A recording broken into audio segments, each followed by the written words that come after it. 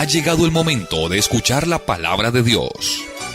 Un potente mensaje extraído de las Sagradas Escrituras. En la voz del pastor Carlos Hoyos. Mi estimado pastor, leamos del verso 18 al verso 26 del capítulo 9 del Santo Evangelio según San Mateo. Espero que usted tenga su lápiz ahí, su cuadernito. Y después de que terminemos la enseñanza, pues usted se sienta y vuelve a repasar y encuentra algo nuevo. Así es. Mano Carlos, dice el verso a partir del verso 18. Mientras él les decía estas cosas, vino un hombre principal y se postró ante él diciendo: Mi hija acaba de morir, pero ven y pon tu mano sobre ella y vivirá.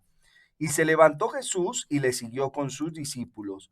Y he aquí una mujer enferma de flujo de sangre desde hacía 12 años. Se le acercó por detrás y tocó el borde de su manto, porque decía dentro de sí: Si tocare solamente su manto, seré salva. Pero Jesús, volviéndose y mirándola, dijo: Ten ánimo, hija, tu fe te ha salvado. Y la mujer fue salva desde aquella hora. Al entrar Jesús en la casa del principal, viendo a los que tocaban flautas y la gente que hacía alboroto, les dijo: Apartaos, porque la niña no está muerta, sino duerme. Y se burlaban de él. Pero cuando la gente había sido echada afuera, entró y tomó de la mano a la niña, y ella se levantó, y se difundió la fama de esto por toda aquella tierra. Interesantísimo, ¿no? Amén. A ver, vamos a tratar como de ayudar a alguien que está pensando en la enseñanza de hoy.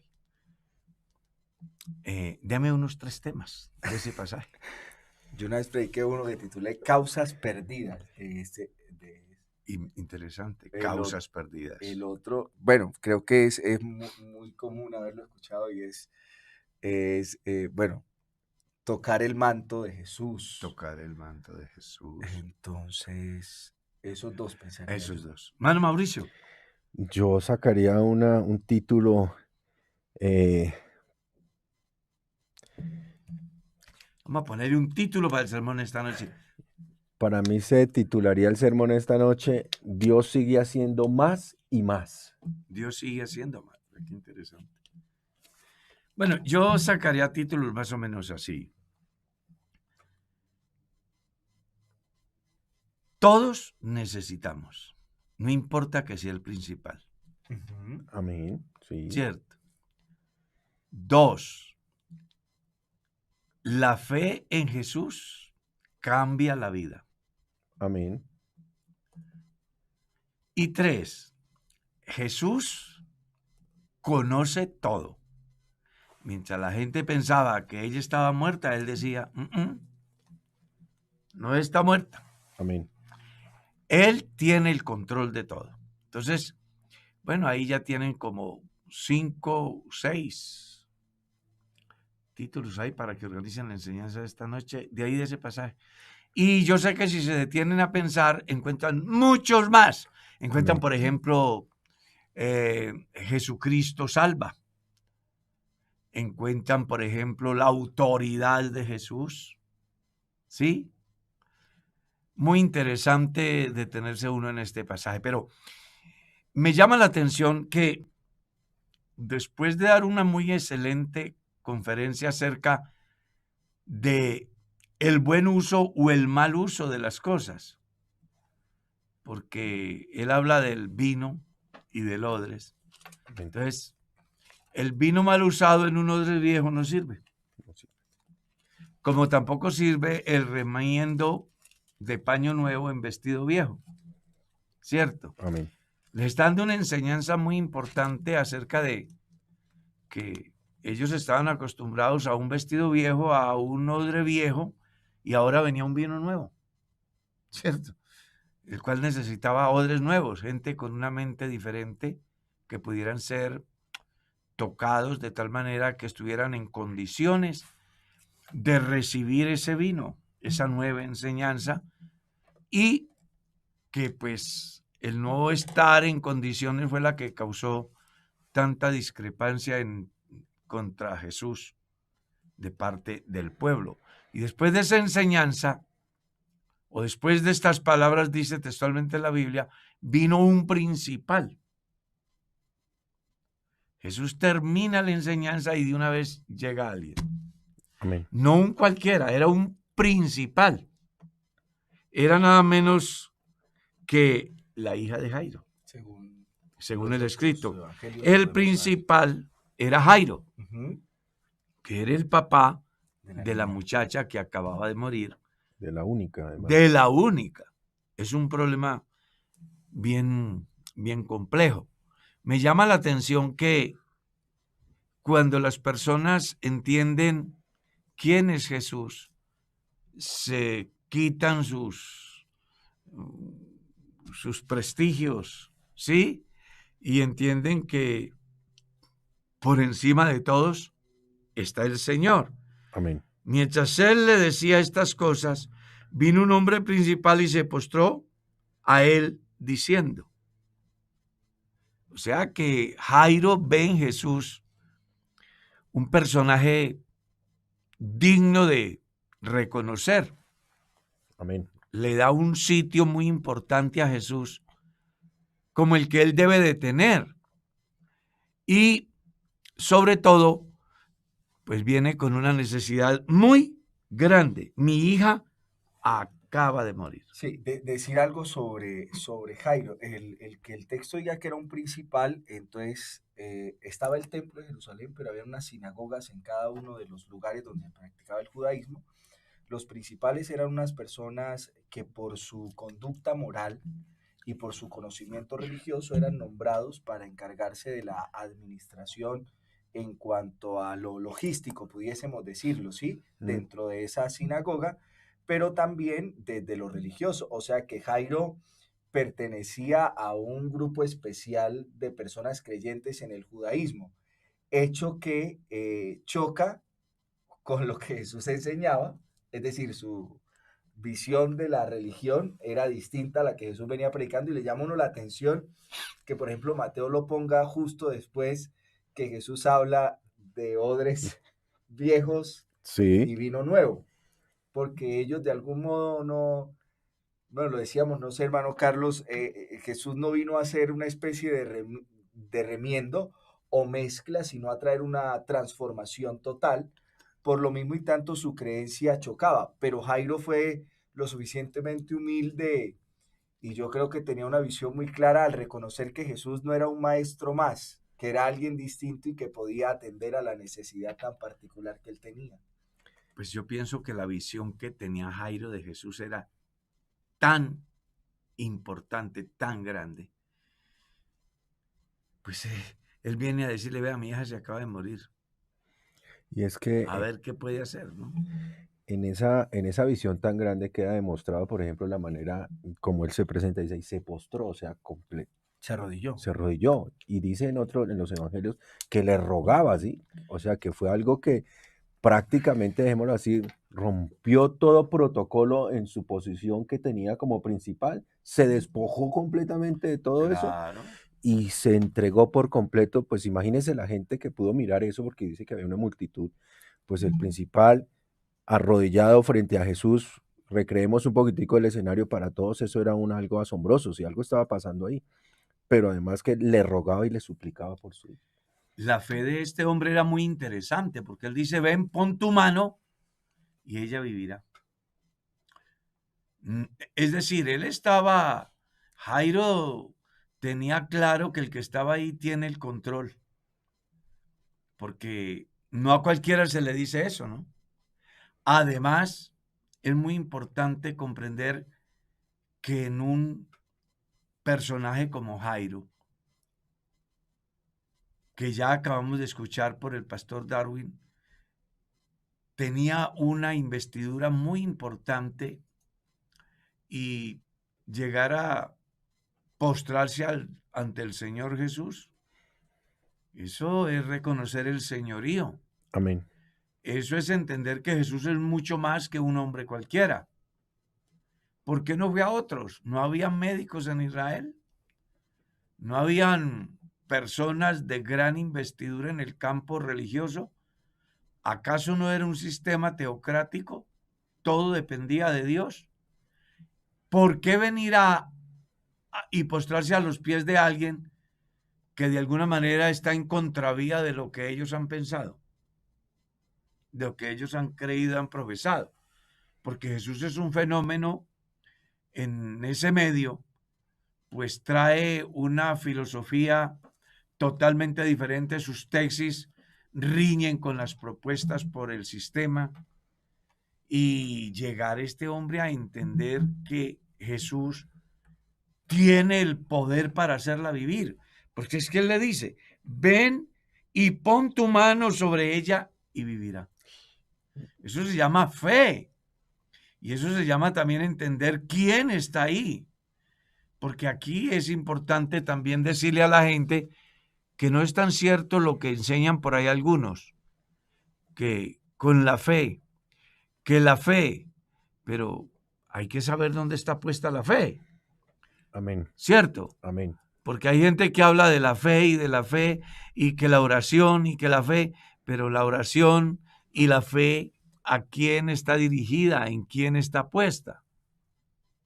Él pudo poner la fe en cualquier chamán por ahí, por ejemplo, pero no, él la puso en Jesús. Ven, pon tu mano y ella vivirá. Amén. Y además que ahí uno mira esas porciones como está escrita y de verdad no hay manto de duda en esta petición de este hombre, ¿no? O sea, no existe la duda por ningún Para lado por nada. donde usted la mire. Él estaba seguro, pero era que lo que le estaba pidiendo a Dios ante nuestros ojos y a nuestro entendimiento era un imposible, era resucitar su hija, en otras palabras. Claro, era O resucitarla. sea, era pedir un imposible, pero este hombre pidió un imposible con una fe y una seguridad donde los imposibles, cuando no hay manto de duda alguna, se hacen realidad en Jesucristo. Claro. Sí, y ahí hay, digamos que en el contexto religioso, lo que hace Jairo es abandonar por completo esa idea que a nosotros nos ha hecho tanto daño, que es el qué dirán, ¿no? Sí. Él abandona el qué dirán sobre cómo un principal de la sinagoga va y se postra delante de un nuevo maestro que va en contra de las mismas creencias que él ha creído durante tanto tiempo. Es un tipo honorable y llega y dice, no, mi amor de padre es tan grande que aquí yo no tengo ninguna otra opción. Dejo lo que sea. O me decido a aclamar a alguien que pueda hacer algo en favor de la vida de mi hija, o ya no hay nada más que hacer. Sí, es muy interesante eso. Él no presta atención al qué dirán, tomando en cuenta que Capernaum fue una ciudad donde se evidenciaron ciertas cosas, ¿no? Claro. O sea, cuando uno comienza a leer Marcos, que hemos hablado de la teología de Marcos, que la teología de Marcos ¿Qué parece está raro, haciendo? entonces uno dice, él factiblemente había escuchado hablar de un nuevo rabino que estaba por las calles de su ciudad haciendo milagros y dijo, no, a mí me toca acudir al que puede obrar en favor de una necesidad tan grande como la que yo tengo. Claro. Y es que es importante entender que Jesucristo es la solución, no una entre varias, sino la solución. Única. Única. Eso es lo que yo decía, causas perdidas, porque es que pensar, es que lo que Jesús obra acá es dentro, pues me parece a mí, dentro del campo de los milagros, el milagro más grande que pueda ocurrir, además de la salvación de un hombre, pero en el campo natural, o sea, es decir, la resurrección de una persona. Amén. O sea, eso es una causa perdida. Sí. No, pues el único que puede hacerlo es él. Así es. Amén. Y es que aquí hay cosas que cuando uno se pone a pensar en todo este párrafo, dice uno, venga, ¿qué clase de Dios el que tenemos? Amén. ¿Y cuánta falta nos hace tener la fe de Jairo? Así que con un Dios como el que tenemos y con la fe de un hombre como Jairo, no hay monte que no se pueda mover, ¿cierto? Amén. No hay montaña que no pueda correrse, no hay tiniebla que no se pueda disipar. Hay una enseñanza aquí muy importante al cristiano de hoy, y es que tengamos en cuenta que no en vano el escritor a los Hebreos dijo, es necesario que el que se allega a Dios crea Amén. Que le hay. que le hay Y y que es galardonador Galardonador de los que le buscan. Amén. Eso es lo que está mirando Jairo acá. Pero otro punto bien interesante es Y se levantó Jesús y le siguió con sus discípulos. Él pudo ser renuente, ¿no? Así. No tengo tiempo. Tengo otros compromisos, que es muy usual. Amén. Y yo se lo digo desde mi punto, desde mi ejercicio. Algunas veces alguien ha necesitado algo de mí y yo le he dicho, lo siento, no puedo ahora. Tengo otro compromiso. Pero mirar a Jesús, el Señor de señores, dispuesto en el momento que la gente lo necesita, eso también es apasionante. Amén. ¿Cierto? O sea, saber uno que con Jesús va a la fija, que Él siempre tendrá el tiempo para mí, que Él no me mandará a esperar, ni evadirá el compromiso. Me encanta porque me lleva a ese otro pasaje del Evangelio donde Jesús les dice, ¿qué quieren que les haga? ¿Qué quieren? Amén. O sea, alguien que está ahí dispuesto de manera incondicional a hacer lo que el individuo necesita. Y uno descubre, por ejemplo, al ciego, ¿no? Jesús dice, ¿qué quiere que te haga? Dice, que recupere la vista. Sí. El problema está solucionado ya. Entonces necesitamos alcanzar a conocer al Dios que de verdad adoramos y tener la fe de un hombre como Jairo, consciente de que al Dios a quien nosotros servimos siempre está a nuestra disposición. Y yo no quisiera dejar pasar el momento, hermano Carlos, para hacer énfasis en lo que usted menciona. La fe en sí misma no tiene ningún poder, ¿no? Solo una fe direccionada Amén. en un ser capaz de obrar es lo que hace que ocurra el milagro. Sí, porque, y creo que en ese sentido es que aplica el texto de que si tuviésemos fe como un grano de mostaza, porque no es la cantidad, sino el objeto de nuestra fe lo que Amén. hace que ocurra el milagro. Una pequeña Porque hay gente chispita que- de fe en alguien que tiene todo. Exacto, porque hay gente que puede, permítame el término, hasta tener mayor capacidad para creer que la que nosotros tenemos, pero está tan mal enfocada su fe que aquello en lo que enfocan la fe tiene un poder nulo para obrar aquellos que necesitan. Pero nosotros, en cambio, teniendo tan poquita fe como la tenemos puesta en el Dios Todopoderoso, el milagro ocurre. O sea que ahí está la enseñanza de esa parábola, ¿no? Si tuvieres fe, como un grano de mostaza. Interesante que nosotros podamos comprender que una fe bien direccionada, por pequeña que sea, trae resultados. Amén. Una fe, por grande que sea, mal direccionada, no produce nada, No produce nada. Desgaste. que es el común de la sociedad. Hay gente, la historia enseña, que hay gente que ha ofrendado la vida, pensando en alguien que supuestamente para ellos es todo, pero que desafortunadamente cuando uno mira el contexto bíblico, descubre que fue una fe muerta, porque fue mal direccionada. Perdieron el tiempo. Esa es la frase, hermano Carlos. Perdieron el tiempo. Dolorosa, pero esa es la realidad. Se Esa es la perdió. realidad. Ujú. Gente piadosa siempre hubo, Amén. siempre hay y siempre habrá. El problema radica es hacia dónde está direccionada su fe. Entonces yo puedo decir, yo tengo una fe muy grande, pero la tiene puesta en un ídolo. Una fe muy grande, pero la tiene puesta en un líder de la tierra. Pues eso, aunque usted tenga una fe muy grande, no sirve.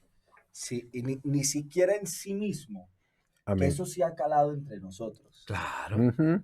Esas doctrinas medio orientales que hablan de la De autoimagen, tu del propia autoconcepto, capacidad. Sí. de cómo... Tú eres más grande Y que a tu mí me agrada problema. ver, digamos, en mi concepto, al más prominente de los escritores del Nuevo Testamento, a Pablo, decidiéndose no creer ni siquiera en absoluto sobre sí mismo, Amén. sino en gloriarse en su debilidad para reconocer que su condición es nula, pero sabiendo que cuando él es débil, entonces es fuerte. ¿Por qué? Porque entiende que no es por sus capacidades, sino por lo que Dios es capaz de hacer en él. Un hombre Amén. que tiene fe como un granito de mostaza. Así ¿Se es. acuerda la canción? Si tuvieras fe. Claro.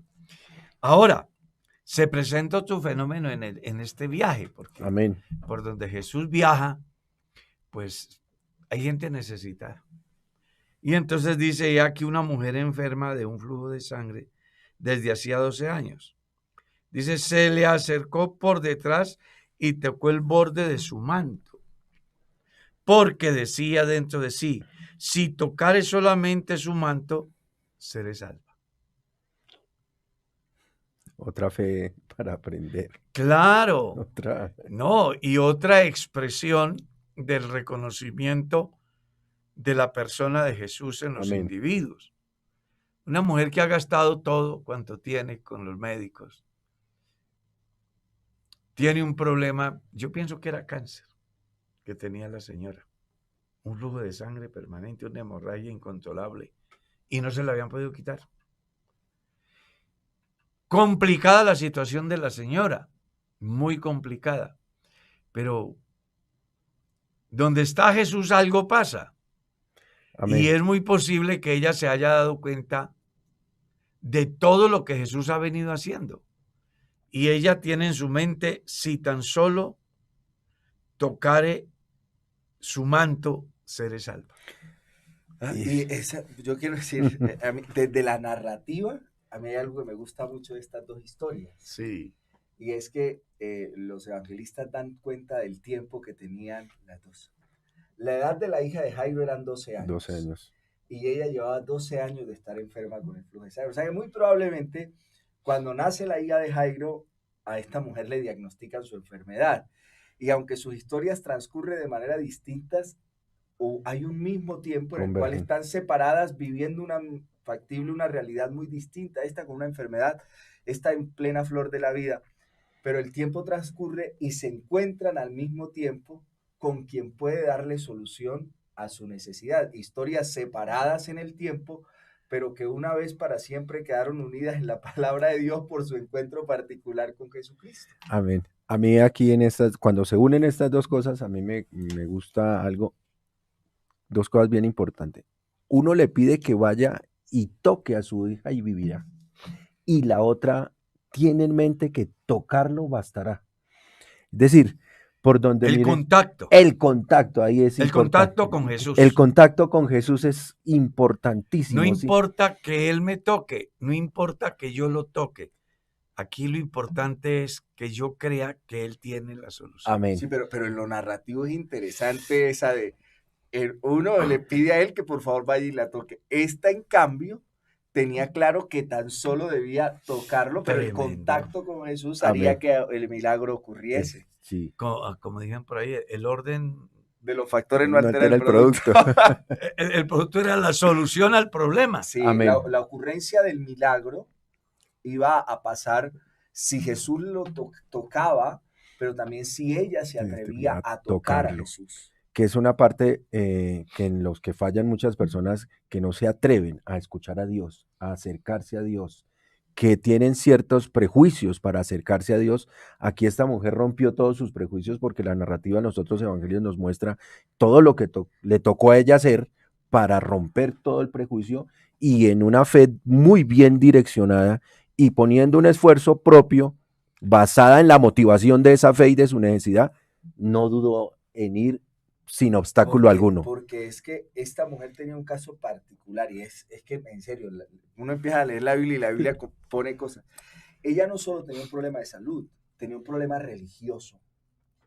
La religión de la época a ella la aislaba. Claro. Y si uno pudiese, vamos a leer entre líneas, sí. Imaginemos la historia, o sea, si ella tenía papás, le tocó aislarse de sus padres. Si tenía esposo, tuvo que aislarse de su esposo. Si tenía hijos, tuvo que aislarse. O sea, ella padeció durante 2 años una separación. 12 años, perdón, de la religión. Pero en cambio, Jairo, el que va a acudir a pedirle... Estaba metido 100%. Tipo inmerso por completo en la religión judía de la época. También son dos condiciones de los necesitados muy diferentes, ¿no? El uno muy influyente y el otro marginado. Sí, señor, eso. Bien contrapone dos realidades. Dos realidades. La una que está llegando al fin de sus días y la otra que está comenzando a vivir. la una que lleva 12 años de enferma y la otra que a los 12 años se muere. Es bien, algo muy grande está inmerso en ese pasaje que hoy nosotros, pues, Estamos asombrados aquí. claro, de ver cómo Dios siempre llega a tiempo. Amén. Y es que si miramos lo que acaba de decir el hermano Darwin, podemos concluir algo interesante, es que era una muerte en dos directrices, ¿no? Una que prácticamente con lo que usted acaba de decir, hermano, estaba muerta en vida. Claro, sí, porque no tenía nada Sí, que ver. yo aclaré ese día que, hermano Carlos, bueno, podría ser también un cáncer. Yo creería que ella tenía una cosa que se llama miomatosis uterina. Sí, Miomas que le provocaron un sangrado marcado. Ese sangrado la llevaba a tener en el campo de la salud una anemia severa permanente. En esa época no había transfusiones de sangre, lo cual era una mujer con una debilidad física marcada. O sea, no era solo la incomodidad de tener el sangrado, sino que su hemoglobina baja provocaba que ella estuviese en unas condiciones de palidez de constante, desaliento, de con cansancio. todo el tiempo, a pesar. Entonces uno dice, bestia, fuerte. El hermano Mauricio está diciendo ahora que en los otros evangelios muestra pues como el esfuerzo que ella hace. Ujú. Y cuando usted plantea la condición anímica de ella, por lo que está sufriendo, pues razón más que suficiente hay para pensar que el esfuerzo que ella hizo para tocar el borde del manto de Jesús en medio de una multitud, Amén. porque donde va Jesús van multitudes. No, Ábrase espacio, enfermo. es terrible. El verso 26 del capítulo 5 de Marcos aclara otra cosa. Dice, había sufrido de muchos médicos y gastado todo lo que tenía y nada había. O sea, es decir, para la época su enfermedad también era una causa perdida. Es decir, no había solución. En esa época no existía la cirugía. Ujú. La solución para miomatosis uterina, que es lo que yo supongo que podría tener, ¿no? Sí. No, es decir, no habían medicamentos, en la actualidad sí, pero digamos que el tratamiento al final es quirúrgico, ¿sí? Ujú. Dependiendo del número de miomas, hacen una histerectomía. En esa época no había. Y ella sí había hecho un esfuerzo desde lo humano, Había gastado todo. todo lo que tenía, y dice que había sufrido de muchos médicos, que es una Pues, condición natural que ocurre aún en la Ujú. actualidad, que es lo llaman así el encarnizamiento terapéutico, es intentar darle solución a una enfermedad desde lo médico cuando no hay ninguna solución, en vez de darle calidad de vida al paciente. Entonces al paciente lo sometemos a un montón de cosas y esos son experimentamos. esfuerzos futiles, o sea, que no genera. Y ella lo había sufrido, pero ella al final sabía, no, aquí ya esto está perdido, pero yo tengo que hacer algo más. Y entonces transgrede no solo lo natural, que es que no había una solución natural, sino que en lo religioso también se toma un trabajo de transgredir algo. Y que ahí, hermano Carlos, yo creo que sobre eso nos podrán dar. En ese capítulo se muestran dos cosas bien particulares, cómo Jesús transgrede normativas de la pureza religiosa judía. Amén. Él se hizo inmundo al tocar a una mujer con flujo de sangre, pero luego tocando a una persona muerta, Claro, es que él viene rompiendo con por todos los esquemas. todo. Pues es que acuérdese que el pasaje anterior dice, no se puede echar vino nuevo en odre viejo. El vino de Jesús, o lo que Jesús traía, no encajaba en esos odres llamados fariseos, Ujú. ¿cierto? Sí. Se necesitaban odres nuevos, gente que estuvieran en condiciones de recibir un nuevo mensaje, de tener una nueva expectativa acerca de la vida y de la eternidad. Y aquí Jesús da una enseñanza muy importante porque, imagínense, se hace inmundo al tocar un muerto y también se hace inmundo al Tocarlo. Permitir. al permitir o dejarse tocar de alguna manera de una persona que desde el punto de la ley era inmunda a causa de su sangre, ¿no? Bien, bien complicado. Pero pues Jesús no tiene problema. Él dijo, yo no he venido a abrogar la ley y los profetas, he venido a cumplir la ley. Y en ese ejercicio del cumplimiento de la ley, pues llega hasta su muerte, haciendo posible de que no solo en los días de su carne las personas pudieran acceder a lo imposible, sino que después de su muerte, los que no teníamos arte ni parte, pudiésemos acceder a lo imposible, Amén. que es la salvación del mundo gentil. Eso era imposible, pero hoy en Cristo es hecho posible. Pero siguiendo aquí, dice, pero Jesús volviéndose y mirándola, verso 22, le dijo, ten ánimo, hija, tu fe te ha salvado. Y la mujer fue salva desde aquella hora. Dos cosas importantes en ese versículo. La primera, Jesús le dice, yo soy el Padre. Amén. Otra vez. Esa es la primera. Amén, amén. Él le dice, hija. Amén. Y recuerden que en el reciente pasado estuvimos diciendo que Dios no tiene nietos. Amén. Dios tiene hijos. Así es. Así que aquí Jesús está diciendo, venga, ella es mi hija, yo soy su padre. Y como padre, pues qué mejor que mi hija esté bien. Amén.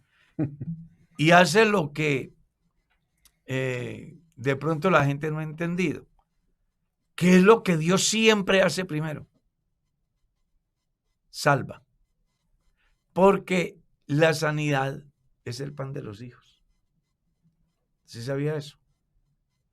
La sanidad es el pan de los hijos. Amén. Entonces, lo primero que hace es salvarla y de una vez queda sana.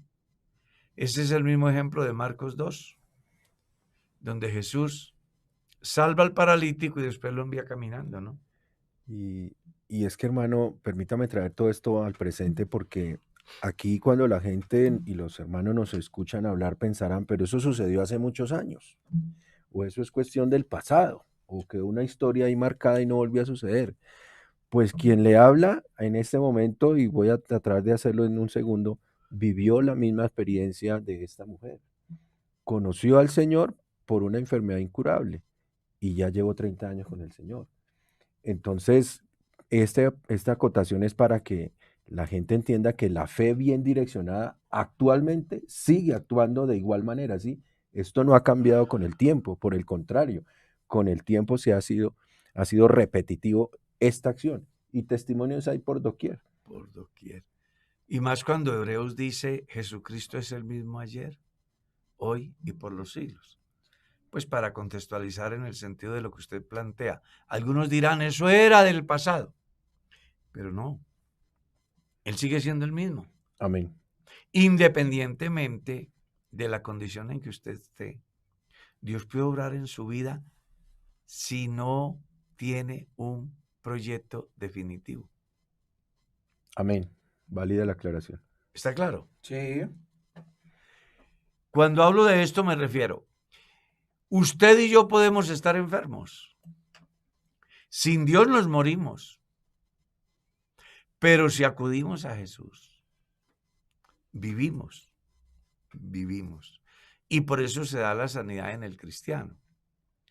Pero el día que Dios decida llevarse a Darwin o llevarse a Mauricio y dejarme a mí, pues hombre, no hay oración que valga. Amén.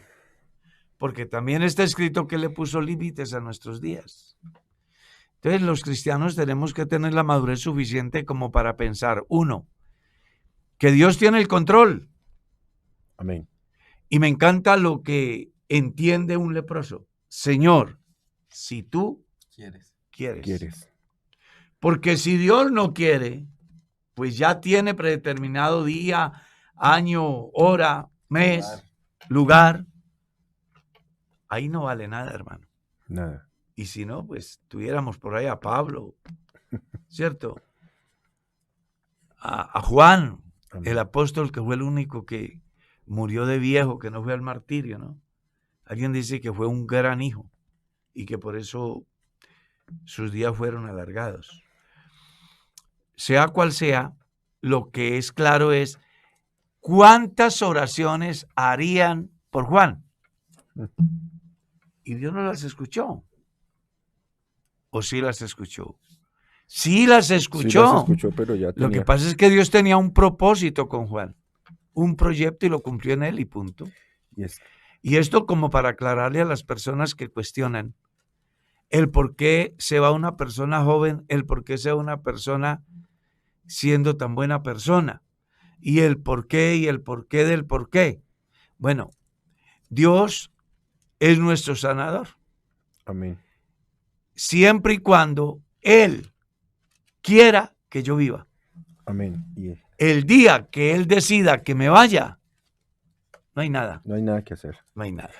Y en este caso Él quería que la mujer viviera. Amén. Y es que, hermano, aquí hay una cosa que Dios comienza, nuestro Señor Jesucristo nos da abre una puerta impresionante, pues si miramos los anteriores milagros, comparado con el milagro de la resurrección, pues aquí prácticamente Dios nos está dando por sus credenciales la seguridad y la certeza de la oferta que Él va a hacer al ser humano, que es darle vida. Claro. Y vida eterna. Aquí comienza Dios a mostrar que no hay nada, porque si a algo le tiene temor la gente es a la muerte, hermano Carlos, ¿sí? Entonces aquí Dios comienza a decir, no, mire, es que hasta la muerte tiene la solución en Jesucristo. Y sería muy bueno aprovechar para decirle a la gente que no le tenga miedo a la muerte. Ella viene. Amén. ¿Por qué le teme uno a lo que siempre viene? Y que es inevitable. Aquí hay que buscar es cómo estoy para enfrentarla, ¿no? Exactamente. ¿Qué era lo que no tenían estos? Uh-huh. Y que Dios de una manera milagrosa hace posible que aquellos reciban sanidad y reciban vida para que aprendan pues a vivir como debe de ser. Y dice, al entrar Jesús en la casa del principal, viendo a los que tocaban flautas y la gente que hacía alborotos, ay, qué pesar de la niña, qué tragedia tan grande. Porque mire que hay un caso bien interesante. Cuando muere un anciano de muchos días, uno dice, venga, Dios le dio mucha vida, ¿verdad? Sí. Por ejemplo, yo tengo a esta hora una tía que está grave, pero ya tiene unos 85, 86 años. Dice, oiga, vivió mucho, ¿no? Pero un muchacho sí le da a uno comenzando a vivir, ¿verdad? Entonces aquí había un alboroto. La gente estaba conmocionada por lo que había pasado. Pero llegó Jesús y les dijo, apartaos, porque la niña no está muerta, sino duerme. Y se burlaban de él. Claro, un choque muy tremendo. Estamos aquí en el funeral, aquí en el devocional, y viene a decir aquí que no está muerta, que lo que está es dormida. Pero cuando la gente había sido echada afuera, entró y tomó de la mano a la niña y ella se levantó. Y se difundió la fama de esto por toda aquella tierra. Amén. Aquí hay algo muy importante porque Jesús no profirió palabra alguna. Jesús simplemente la tomó de la mano y ella se levantó. Dando ¿cómo será la palabra apropiada? Como un aval muy grande a lo que Jesús mismo dijo. Yo soy la resurrección y la vida. Amén. Jesús no dijo palabra alguna. Jesús simplemente la tomó y la niña ha resucitado, se ha levantado, y esto ha generado un movimiento en toda la región. Amén. Yo me imagino, pues, ustedes saben de que hay acontecimientos que se difunden muy fácil. Sí, corre la voz rápido. Claro, y más cuando hay una multitud que ven la obra. Dicen, venga, esto tiene que ser algo fuera de lo natural. Mirando unos pasajes anteriores, encuentra que, por ejemplo, la gente glorificaba a Dios y decía, glorificaba a Dios por el poder que le había dado a los hombres. Uh-huh. O sea, pensaban que Jesús era un hombre que había recibido un poder predeterminado para hacer determinado milagro. Pero Jesús va más allá. Él es. Amén. Él no es un hombre. Él es la resurrección y la vida. Él es el que ha hecho posible que esta bendición en dos aspectos muy importantes: la resurrección de la hija de Jairo y la sanidad Amén. de la mujer se hagan reales. Pero algo muy interesante en todo esto que leemos es cómo el evangelista va mostrando por donde Jesús va y además los eventos que se van llevando a cabo. Porque el verso 27 dice: pasando Jesús de allí, le siguieron 2 ciegos, dando voces y diciendo: ten misericordia de nosotros, hijo de David. De alguna manera me lleva a pensar que en la conciencia de ellos estaba su condición como consecuencia de. Porque lo que ellos están diciendo es: no nos pagues conforme a lo que hemos hecho. Amén. Recuerde que la misericordia tiene esa particularidad. Sí. Y observe lo que ellos hacen. En la Biblia hay enseñanzas muy interesantes, como en el Evangelio, según San Juan capítulo 9, con el muchacho que estaba ciego de nacimiento, ¿no? ¿Qué es lo que le dicen a Jesús? Pecaron. ¿Quién pecó? Ujú. ¿Él o sus padres? Parece que ese mensaje de Ezequiel capítulo 18, donde decía que los padres comen las uvas y los hijos traen las denteras. La dentina. Entonces, parece que ese pensamiento estaba en aquel grupo de San Juan capítulo 9. Era una cosa muy común en ellos. Claro. Que la enfermedad era la consecuencia Del pecado, del del padre o del mismo individuo. La maldición. Y eso es lo que me hace pensar aquí del ciego o de los ciegos. Porque la petición de ellos es: ten misericordia, algo así. No nos pagues acorde a lo que hemos hecho. Porque esa es la misericordia. Sí. ¿Cierto?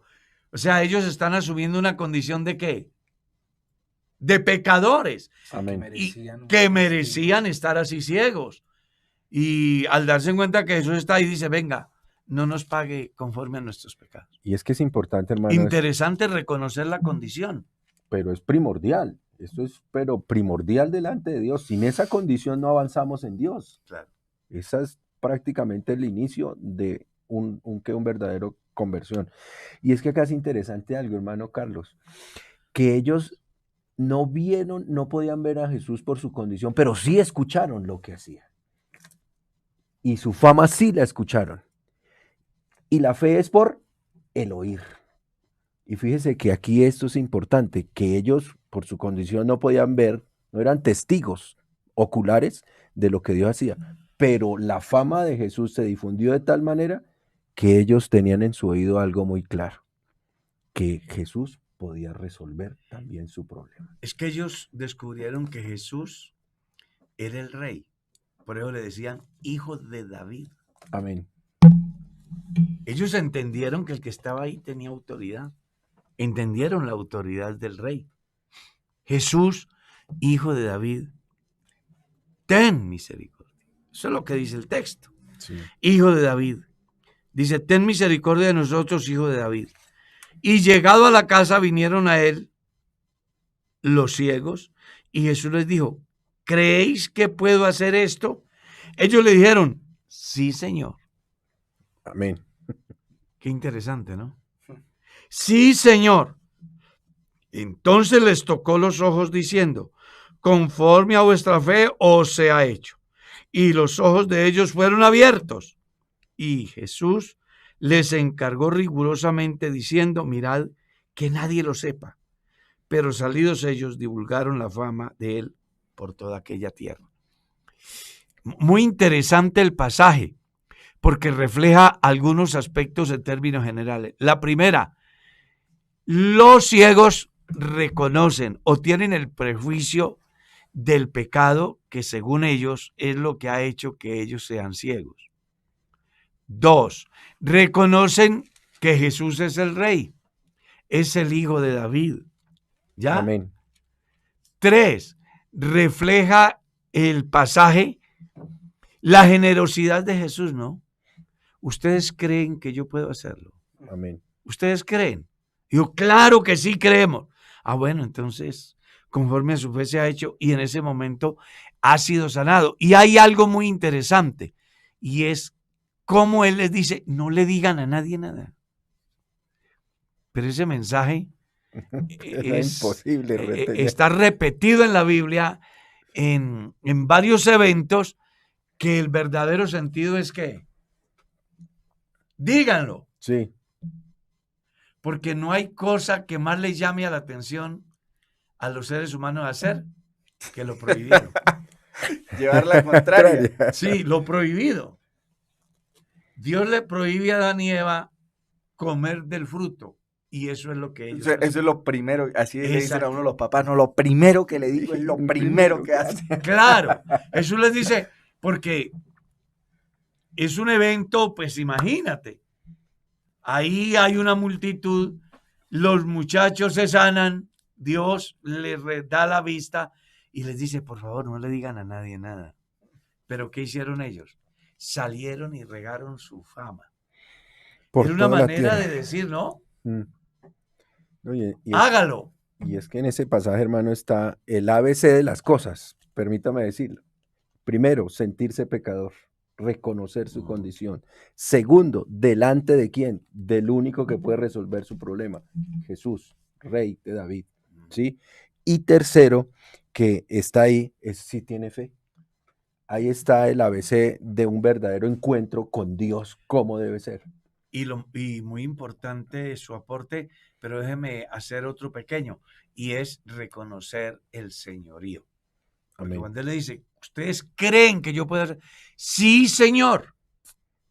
Es una fe en Y acción. claro, y un señor en esa cultura, decirle Señor a alguien, pues Pablo decía, nadie puede llamar a Jesús Señor si no es por el Espíritu Santo. Reconocer el señorío de Jesús es tener la solución al problema. Amén. No sabemos qué esté viviendo usted hoy, en qué campo, qué batalla esté librando, pero si puedes creer con todo tu corazón que Jesucristo es el Señor, serás salvo. Porque con el corazón se cree para justicia, con la boca se confiesa para salvación. Amén. El tiempo se fue.